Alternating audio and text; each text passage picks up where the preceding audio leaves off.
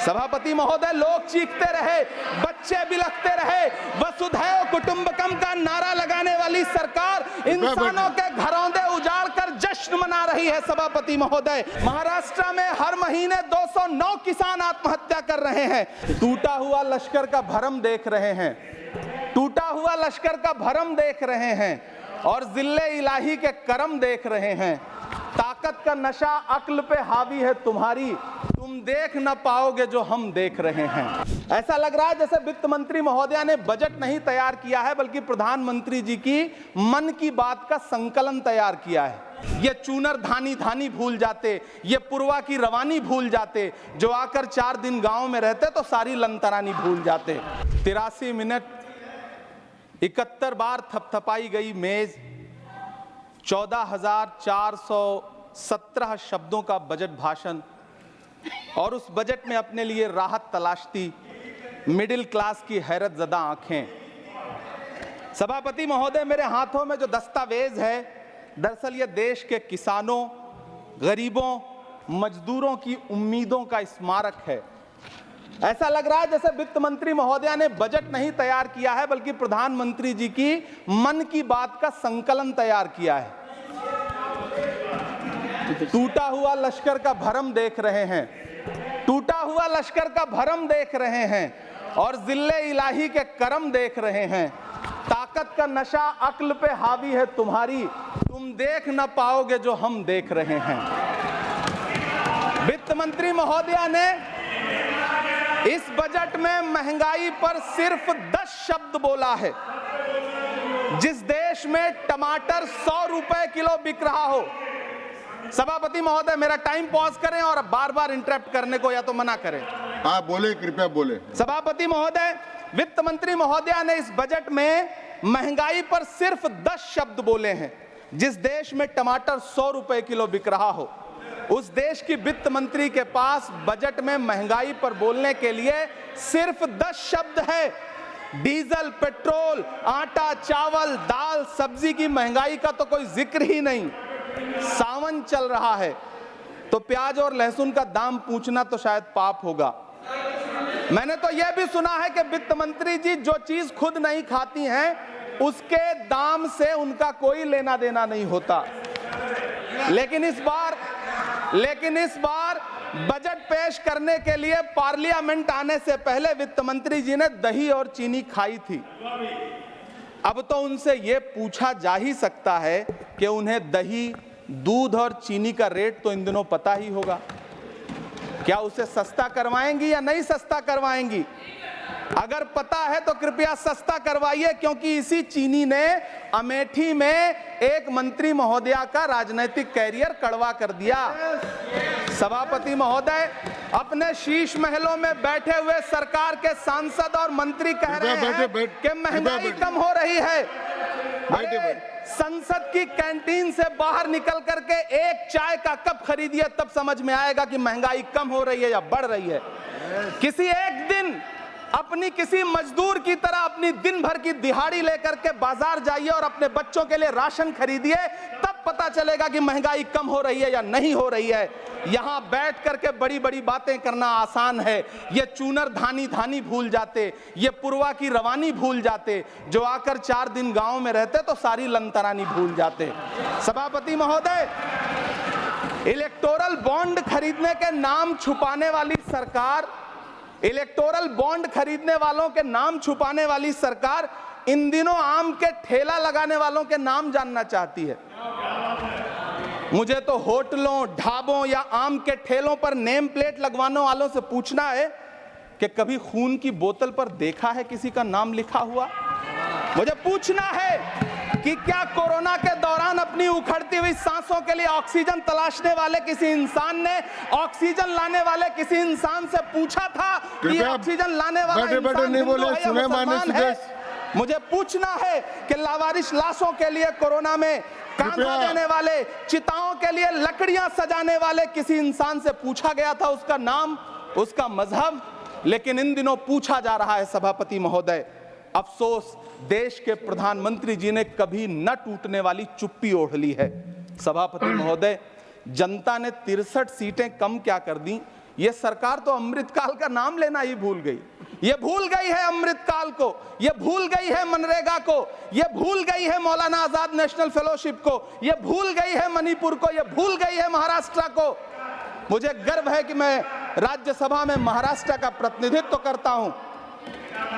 महाराष्ट्र जो देश की आर्थिक राजधानी है, जो टोटल कॉर्पोरेट टैक्स का 40%, इनकम टैक्स का 32% और जीएसटी का 20% इस देश को देता है, उस महाराष्ट्र के लिए इस बजट में एक शब्द नहीं है। आप बैठ जाए। सभापति महोदय, आखिर महाराष्ट्र से किस बात का बदला लिया जा रहा है? महाराष्ट्र ने लोकसभा चुनाव में बाबा साहब अम्बेडकर के संविधान को बचाने के लिए वोट क्या कर दिया?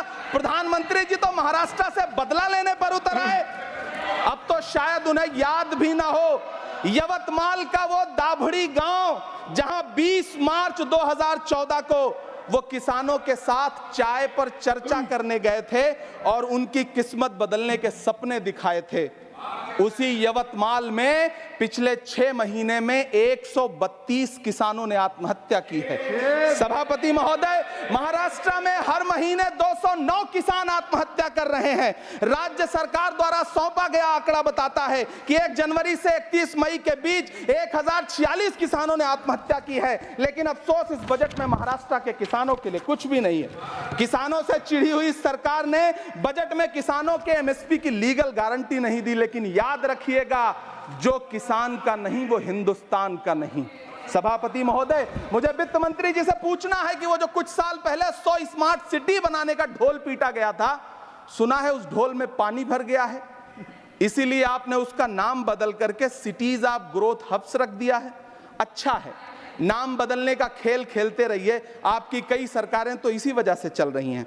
इस सरकार को पढ़े लिखे लोगों से दिक्कत है सभापति महोदय, इसीलिए इस सरकार ने यूजीसी का बजट 66% कम कर दिया है। वाह री सरकार। सभापति महोदय, मैं वित्त मंत्री जी के संज्ञान में लाना चाहता हूं कि किशनगंज में एएमयू सेंटर के पास 224 एकड़ जमीन है। यूपीए सरकार ने सोनिया गांधी जी की अगुवाई में 136 करोड़ रुपए एएमयू किशनगंज सेंटर के लिए सेक्शन किए थे। लेकिन आपकी सरकार ने पिछले 10 साल में उस 136 करोड़ में से सिर्फ 10 करोड़ रुपया रिलीज किया है। 1.5 करोड़ की आबादी वाला सीमांचल बेहतर शिक्षा के लिए उस सेंटर की बाट जोह रहा है। मेरा आपसे सवाल है कि इस सेंटर का बाकी पैसा आप कब रिलीज करेंगे? मुझे उम्मीद है वित्त मंत्री महोदया जवाब जरूर देंगी। सीमांचल उसी बिहार में आता है जिसकी बैसाखी के सहारे आपकी सरकार चल रही है। वहां के लोगों को एम्स की जरूरत है। महानंदा और कोसी से होने वाली बाढ़ की तबाही को रोकने के लिए बांध बनाइए, सीमांचल के साथ सौतेला व्यवहार बंद करिए। इकोनॉमिक कॉरिडोर बनाने से किसी राज्य का विकास नहीं होगा, विकास होगा स्वास्थ्य और शिक्षा के बुनियादी मुद्दों के लिए बजट देने पर। सभापति महोदय, एक तरफ तो इस बजट में पीएम आवास योजना के तहत 3 करोड़ अतिरिक्त मकान देने की घोषणा है और दूसरी तरफ लखनऊ के अकबर नगर में 1280 वो मकान हैं जिन्हें रिवर फ्रंट बनाने के नाम पे बुलडोजर से जमींदोज कर दिया गया। सभापति महोदय, लोग चीखते रहे, बच्चे बिलखते रहे, वसुधैव कुटुंबकम का नारा लगाने वाली सरकार इंसानों के घरौंदे उजाड़ कर जश्न मना रही है। सभापति महोदय, मेरा बहुत भावुकता के साथ देश के प्रधानमंत्री से सवाल है कि इन उजड़ते हुए मकानों और बेघर होते हुए घरों को देख करके आपको नींद कैसे आती है, आप सो कैसे पाते हैं? मेरा सवाल है इस देश के प्रधानमंत्री से, या तो लोगों के घरौंदे उजाड़ना बंद करिए या फिर करोड़ों मकान बनाने की झूठी घोषणाएं करना बंद करिए। यह बजट झूठ का पुलिंदा है। यह बजट आपके पिछले साल के बजट का कट कॉपी पेस्ट है। यह बजट हमारे चुनावी घोषणा पत्र की नकल करने की एक बेईमान कोशिश है। लेकिन कहावत है ना कि नकल के लिए भी अकल चाहिए। मेरे हाथ में एक तरफ न्याय पत्र है जो हमारा है और दूसरी तरफ अन्याय पत्र है जो आपका है। इस सरकार को आलोचना सुनने की आदत नहीं है सभापति महोदय। जब आप इनसे सवाल पूछिए तो ये कहते हैं कि आप बताइए 70 साल में आपने क्या किया है। मैं तो इस सदन में कहना चाहता हूं सभापति महोदय कि हमसे 70 साल का हिसाब मांगने वालों, जो सरकार अपना चलाया हुआ 2000 का नोट 7 साल नहीं चला सकी, वो हमसे 70 साल का हिसाब मांगती है।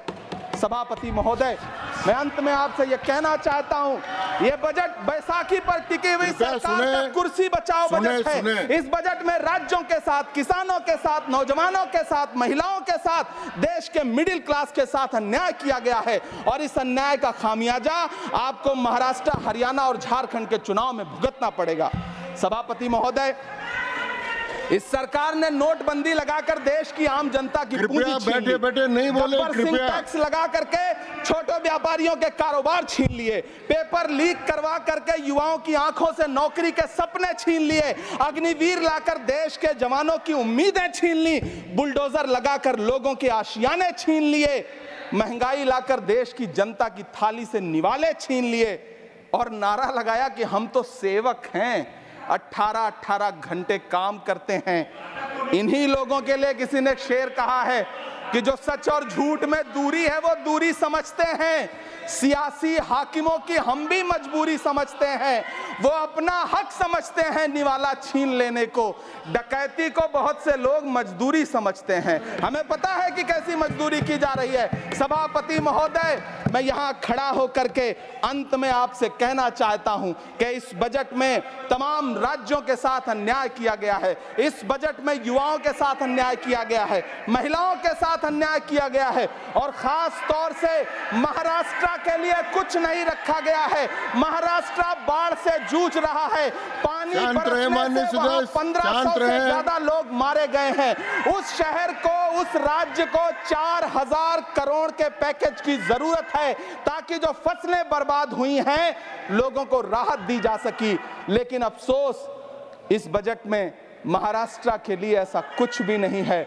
मैं आखिर में यह कहना चाहता हूं कि पिछले 7 दिन से इस बजट का बड़ा ढिंढोरा पीटा जा रहा है, इसे महान बताया जा रहा है, लेकिन कौन महान बता रहा है? सत्ता पक्ष के लोग, उन्हें तो बताना ही है, क्योंकि मैं अवध क्षेत्र से आता हूं, प्रतापगढ़ से, नीरज भाई भी अवध और पूर्वांचल से आते हैं। वहां एक कहावत है कि बिटिया की तारीफ किसने की? बिटिया की महतारी ने, यानी कि बेटी की प्रशंसा किसने की? मां ने। तो इस बजट की तारीफ सत्ता पक्ष करे तो करेगा ही, लेकिन विपक्ष के एक भी सांसद से आप पूछिए कि क्या उसके राज्य को कुछ मिला है, तो वो ये कहेगा कि नहीं, कुछ भी नहीं मिला है। बहुत बहुत धन्यवाद सभापति महोदय।